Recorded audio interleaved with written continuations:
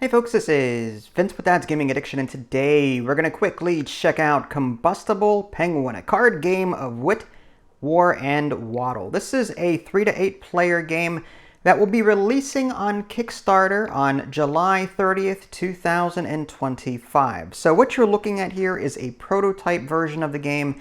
The components that you see may or may not be subject to change. But yeah, this is a quick to play card game, takes about 10-20 minutes or so per game.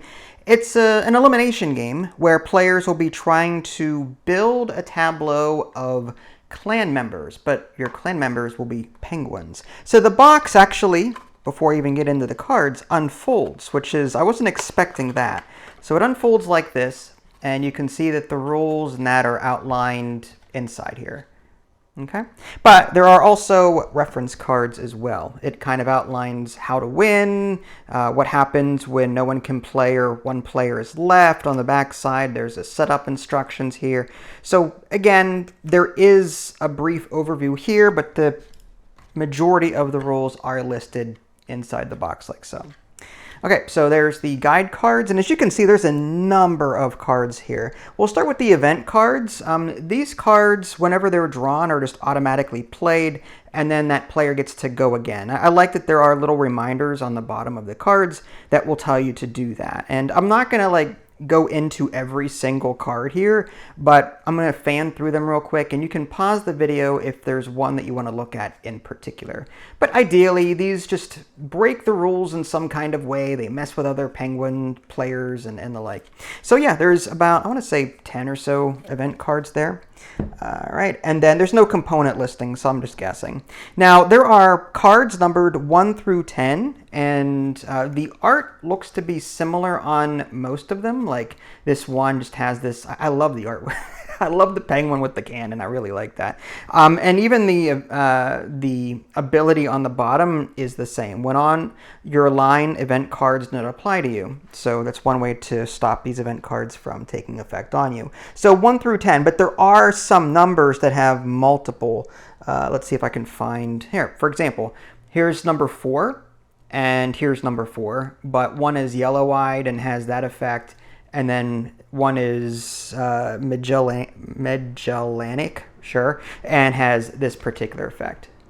To set up the game, you're going to take all of the cards, shuffle them up, and deal 4 cards to each player. Those cards will be hidden information. So 1, 2, 3, 4. Now, if you happen to draw an event card, discard it without applying this effect. So I'm just going to put it in the discard pile here, draw a new card, and now I've got 4 penguins in my starting hand.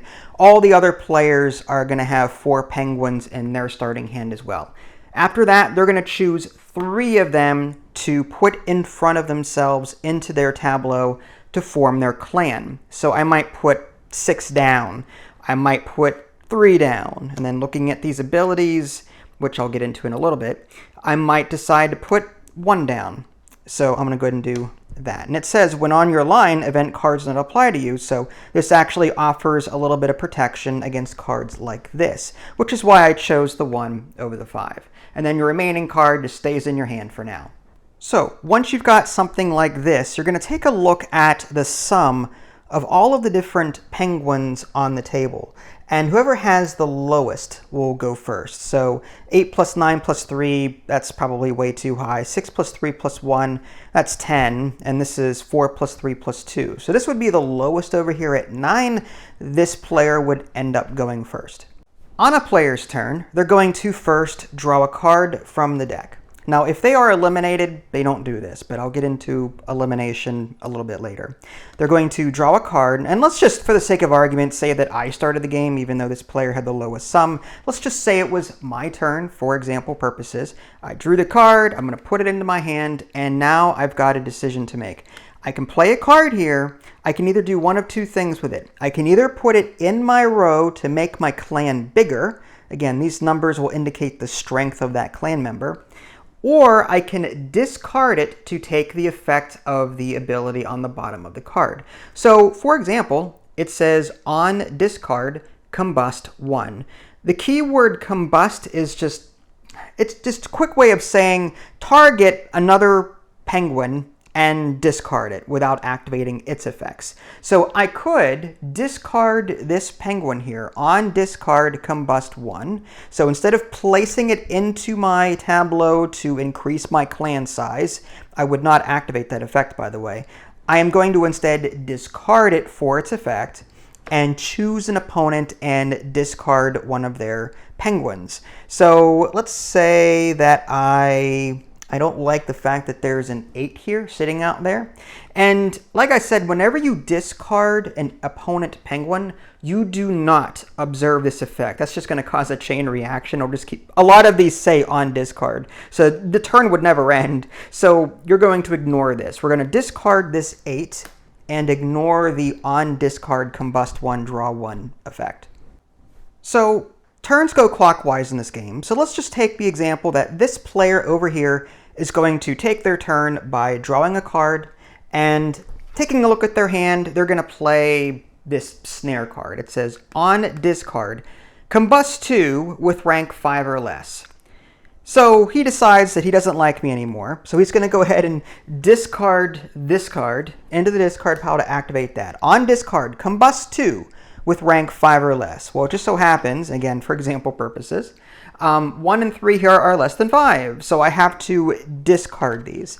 Now, I am in a extinction state, which means if I have no more penguins in my tableau, I must play a penguin from my hand if I have one and play it to my tableau immediately.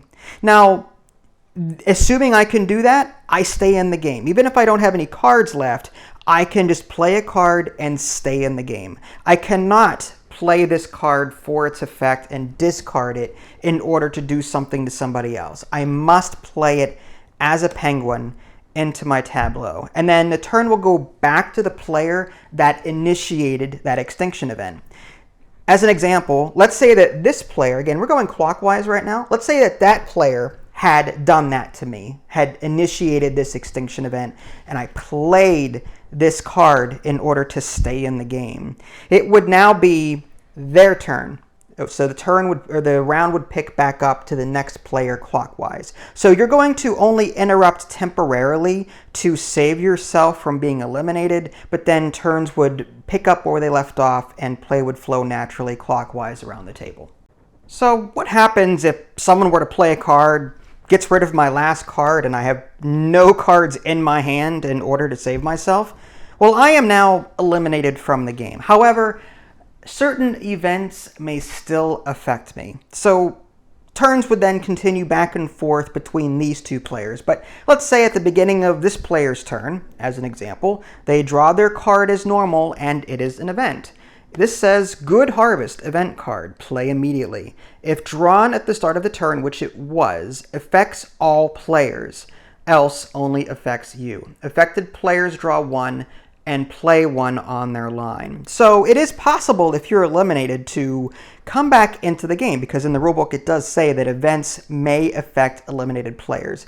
So everyone is going to do that. They're going to draw 1 card and play 1 onto their line, bringing this player back into the game. So there's that. So this player is now back into the game. Now, as a reminder, whenever you do play an event card like this, you draw on a card and it happens to be an event, at the very bottom it does say, draw a card, continue turn. So you're going to continue to play your turn as if you hadn't done it yet. So this player would then draw another card, put it into their hand, and then again possibly play 1 here or possibly play 1 here for its effect.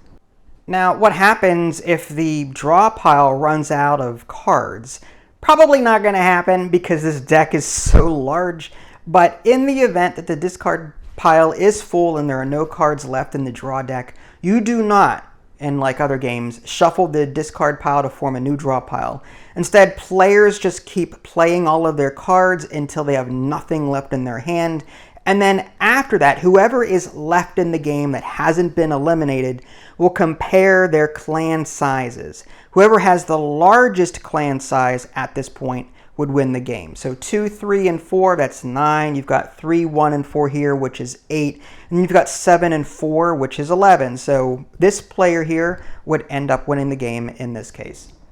And there you have it, Combustible Penguin. Again, as a quick refresher, you're going to be trying to get the biggest clan possible into your tableau while trying to shrink the size of other clan members and possibly knock them out of the game. So you're trying to be the last one standing. And again, if the draw pile were to run out, you're trying to be the biggest clan at that point in time. So again, this game will be launching on Kickstarter July 30th, 2025. I do have a preview article out there as well. I'll put links to the Kickstarter, I'll put links to the preview page and the developer website if it's up and running, all in the below description, so go check that out. This is Vince, thanks for watching. I'll catch you all next time. Take care.